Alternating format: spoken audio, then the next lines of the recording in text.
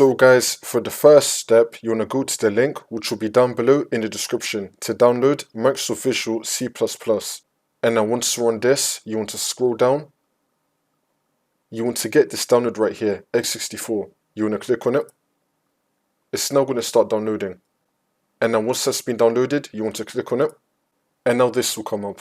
And now once you're on this, you want to tick the box, I agree, and then click on install. And then click on yes.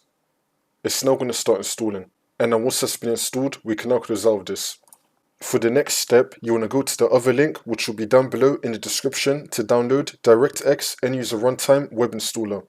And now once you're on this, you want to scroll down, choose your language, and then click on download. Now once that's been downloaded, you want to click on it. And then click on yes. And now this will come up. And now once you're on this, you want to tick the box, I accept, and then click on next. We can untick this, and then click on next. It's now going to start initializing. Wait for this to load. And now once this loads up, you want to click on next. It's now going to start downloading components. Wait for this to load. It's now going to start installing components. Wait for this to load.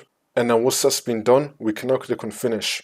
And now for the last step, you want to restart your computer. And then the problem should be fixed.